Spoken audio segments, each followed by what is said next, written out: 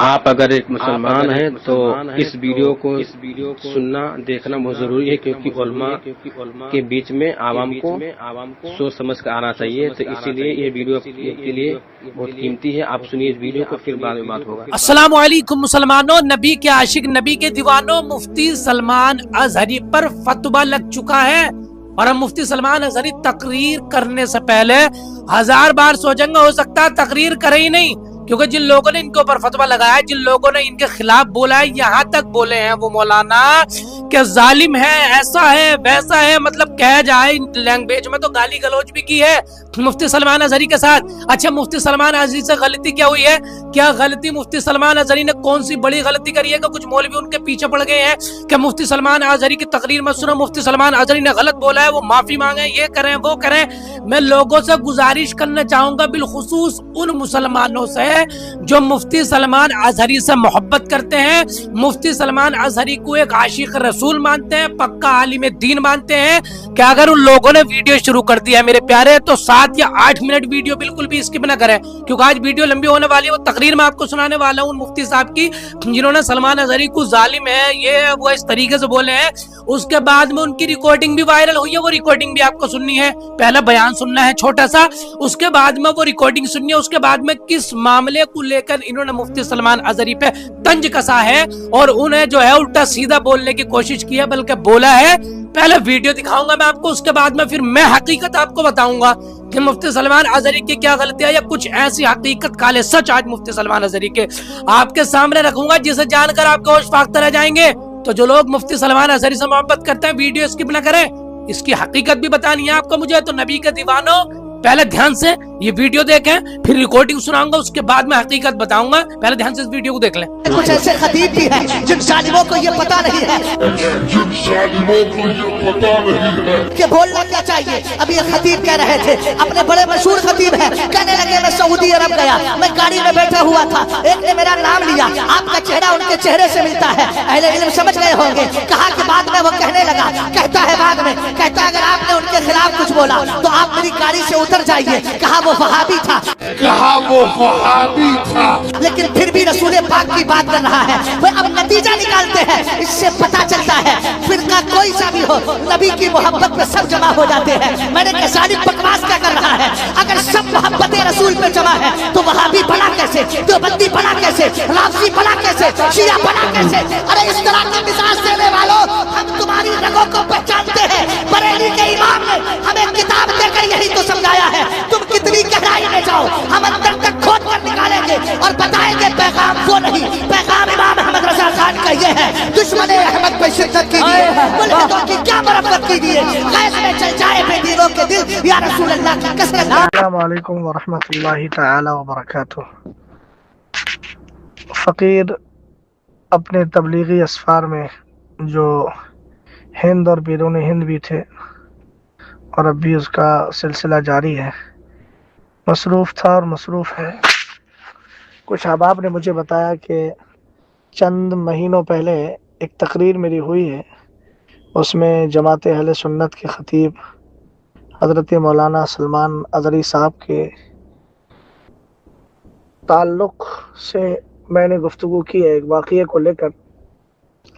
اس میں لفظ ظالم کا استعمال جو روا روی میں اور معاملے کی نزاکت اور اس واقعے سے جو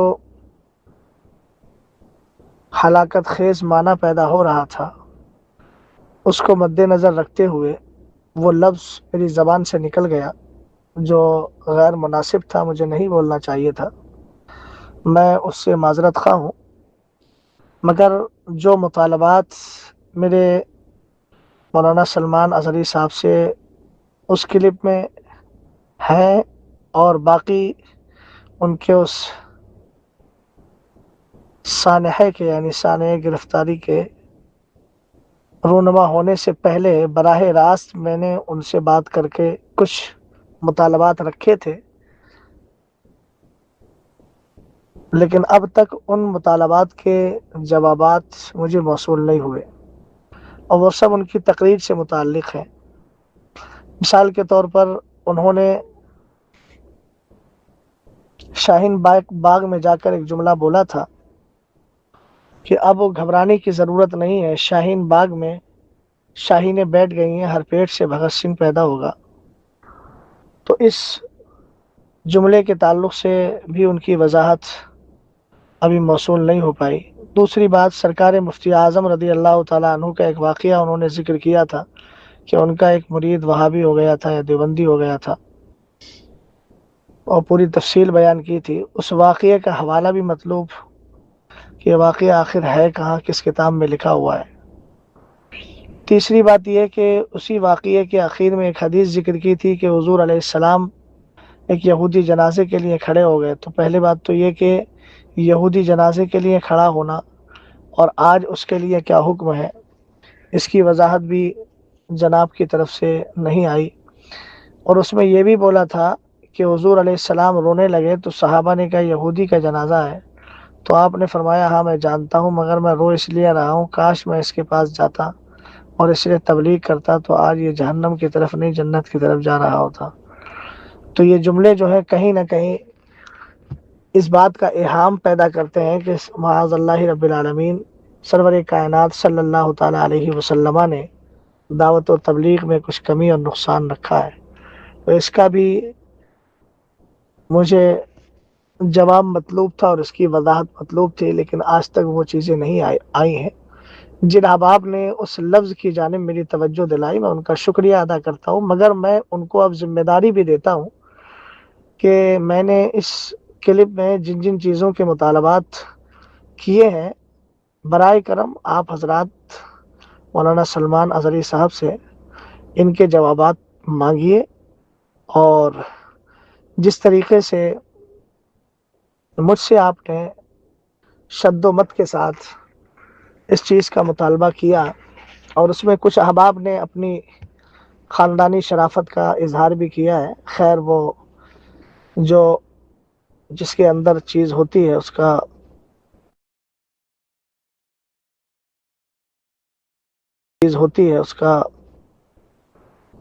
وہ خود اظہار کرتا ہے، ترشح الاناء بما فیہ، برتن سے وہی ٹپکتا ہے جو اس میں ہوتا ہے۔ خیر ان سے کوئی شکوہ بھی نہیں ہے، چونکہ ایسے حضرات صرف اعتراض ہی کر سکتے ہیں، باقی دین و سنیت اور مسلک اعلیٰ حضرت کے لیے آگے بڑھ کے کچھ کام کر سکیں تو یہ امید ان سے رکھنا بیکار ہے۔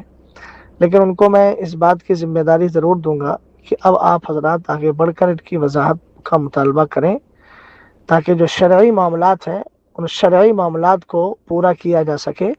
یہاں نہ کسی بغض اور کینے اور حسد کی بات ہے، اور نہ دل میں الحمدللہ رب العالمین کسی کے لیے اس طرح کی کوئی چیز رہتی ہے، چونکہ میرا دل ہے اور اس دل کو کوئی دوسرا نہیں جانتا۔ میرے دل میں کیا پنہا ہے اللہ جانتا، اس کے رسول جانتے ہیں۔ حلہ شققتا قلبہ۔ اور چلتے چلتے احباب کو میں یہ بھی بتا دوں کہ میں اس مسئلے پر درازگی گفتگو اور درازگی معاملہ کا قائل نہیں ہوں، ورنہ تو اہل علم جانتے ہیں ثم اورثنا الکتاب الذین اصطفینا من عبادنا فمنهم ظالم لنفسه ومنهم مقتصد ومنهم سابق بالخیرات باذن اللہ ذلک هو الفضل الکبیر۔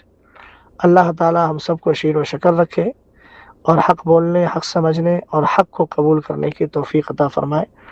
اب آپ سے گزارش کروں گا کہ اس کو آپ دوسروں تک بھی پہنچا دیں تاکہ یہ پیغام دوسروں تک بھی پہنچ جائے۔ جی ہاں مسلمانوں، ویڈیو کے اندر آپ نے دیکھ لیا کہ کس بات پہ اعتراض یہ حضرت کر رہے تھے۔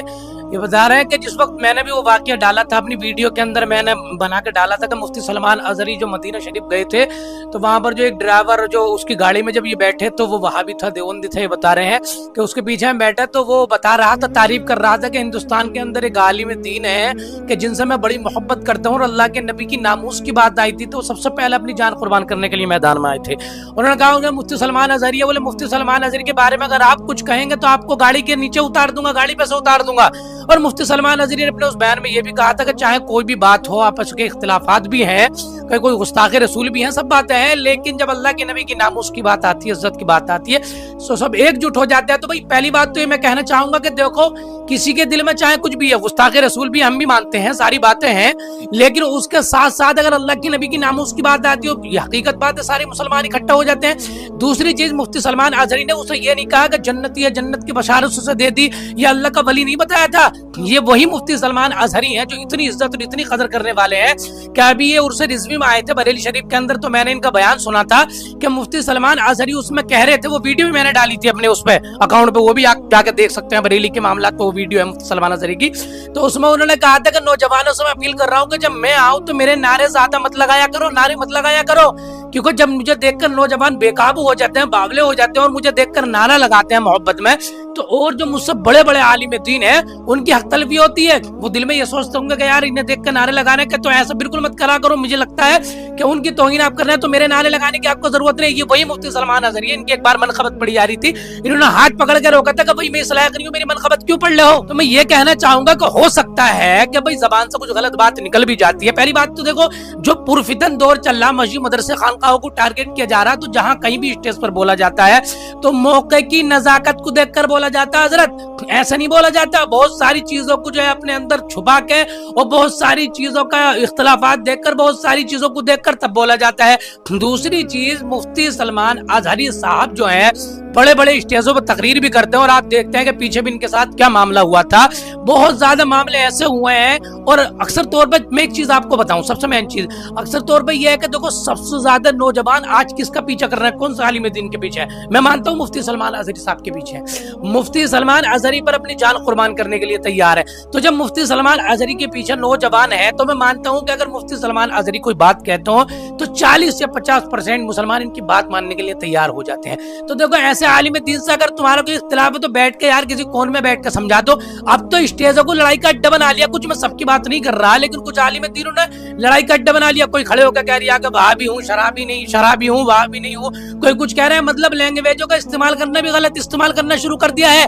तो अगर कोई इख्तिलाफ भी हो रहा है ऐसे आलिम दीन के बारे में, तो आप अलग बैठ के बातचीत कर सकते हैं। मैं मानता हूँ कि स्टेज जो है, स्टेज पर जो उलमा इकराम बैठते हैं हमारे सरों के ताज है, और जो बाहर से लोग तकरीर सुनने के लिए आते हैं, जो स्टेज के नीचे बैठते हैं और उन्हें अपने सरों पर बिठा के तकरीर सुनते हैं, क्या करने के लिए आते हैं? वहां कुछ सीखने के लिए आते हैं, कुछ समझने के लिए आते हैं। लेकिन पता चल रहा है कि अक्सर तौर पर स्टेजों पर लड़ाई कर रहे हैं, वो आपस में अपनी लड़ाइयां शुरू कर रहे हैं। तो वो क्या सोच रहे हैं नीचे, यार इनमें तो ये लड़ाइयां हो रही है कि इसके ज्यादा नारे क्यों लग गए, इसकी ज्यादा तकरीर क्यों सुन ली, इस पर ज्यादा पैसे। ये चीजें बिल्कुल बंद करी जाए, मेरी खुद की अपील है ये। मैं हाथ जोड़ के आपसे अपील करना चाहूंगा उलमा इकराम से, जो मेरे सरों के ताज है, कि इस चीज की इस्लाह करनी चाहिए, क्योंकि स्टेजों से ही अच्छा पैगाम दिया जाता है। अगर कोई आलिम दीनों में आपस में कोई बात भी है तो मैं मानता हूँ अलग बैठ के बात कर सकते हैं। अब इससे क्या पैगाम मिलेगा कि जालिम ऐसा है वैसा है, ये अब कुछ तकरीर को 1000 लोगों ने सुना हो और आपकी रिकॉर्डिंग को कम लोगों ने सुना हो, तो लोग क्या कहेंगे, यार मुफ्ती, कुछ लोग नफरत करना शुरू कर देंगे मुफ्ती सलमान अजहरी से, कुछ लोग आपसे नफरत करना शुरू कर देंगे कि भाई मुफ्ती सलमान अजहरी को ऐसा कह दिया तो ऐसे हैं, ये तो वैसे हैं। तो इससे क्या फायदा, वो आवाम के अंदर जो है गलतफहमी पैदा होगी। एक तो वैसी नमाज की तरफ नहीं आ रहे, एक तो कुछ आलिम दीन ऐसे हो गए हैं कि भैया मुहर्रम पे ढोल ताशे बजवा रहे हैं, नाच गाने करवा रहे हैं, डीजे बजवा रहे हैं, ऐसे ऐसे काम करवा रहे हैं, ऊपर से तकरीर आ रही है, तो और वो जो है छुट्टा हो जाएंगे और बिल्कुल जो है गुनाहों में मुलव्विस हो जाएंगे। तो मैं अपील ये करना चाहूंगा, गुजारिश ये करना चाहूंगा कि अगर मुफ्ती सलमान अजहरी ने कोई बात कही भी होगी, मैं ये नहीं मानता, क्योंकि आप भी आलिम दीन है, वो भी आलिम दीन है, दोनों मुफ्ती हैं, तो आप आपस में बैठ के सुलह करते हैं, उन सालत में बैठते हैं। लेकिन ये स्टेजों पर बैठ के जो वायरल करना है, ये करना, अब कुछ लोग यहाँ तक कमेंट कर रहे हैं कि भाई इन्होंने ये बात इसलिए कही है कि मुफ्ती सलमान अजहरी का नाम लेकर वायरल हो जाए। बताइए, अब ये हम जानते हैं कि कोई आलिम दीन अपने जात के लिए कुछ नहीं करता जो सच्चा आलिम दीन है, लेकिन लोगों को कौन समझाए। तो मैं यही गुजारिश करना चाहूंगा कि स्टेजों से लड़ाई करने से बचें, और भाई साहब यही काम करें कि भाई कोई अगर इख्तलाफात भी है तो स्टेज पर जब आए तो एकजुट होकर बैठें, इख्तलाफ भी हैं तो अपने दरगाहों तक इख्तलाफ रखें या अपने आपस में बैठ के बातचीत करें, लेकिन जैसे किसी जलसे के अंदर जाएं तो एक दूसरे आलिम दीन की टांग बिल्कुल भी ना खींचे। और आवाम को एक अच्छा पैगाम था, ताकि आवाम ने बिगड़ा, बहुत पुरफितन दौर चल रहा है, मस्जिद मदरसे खानकाहों को टारगेट किया जा रहा है। मेरे प्यारे, हम मुसलमानों से गुजारिश करना चाहूंगा, मेरे प्यारे वीडियो ज्यादा से ज्यादा शेयर करें। आपका अपने चैनल गुलफाम रज़ा ऑफिशियल दीन इस्लामिक अपडेट के लिए, अच्छी अपडेट के लिए चैनल को जरूर सब्सक्राइब कर। फिर भी बोलने में अगर मुझसे कोई कमी पेशी हुई, कोई गलती हुई है तो अल्लाह पाक मुझे माफ फरमाए। मैं लोगों से गुजारिश करना चाहूंगा, वीडियो शेयर करें। आपका अपना चैनल गुलफाम रज़ा ऑफिशियल दीन इस्लामिक अपडेट के लिए चैनल सब्सक्राइब करें। कमेंट बॉक्स में अपनी राय आप जरूर रखें मेरे प्यारे। सलाम अलैकुम। आपको वीडियो कैसे लगी? अगर वीडियो पसंद आई वीडियो को लाइक करें, कमेंट करें और दोस्तों में शेयर कर दें और ऐसे लोगों से बचें जो आपको गुमराह करना चाहते हैं, जो उलमा से लड़वाना चाहते हैं। खुदा हाफिज़।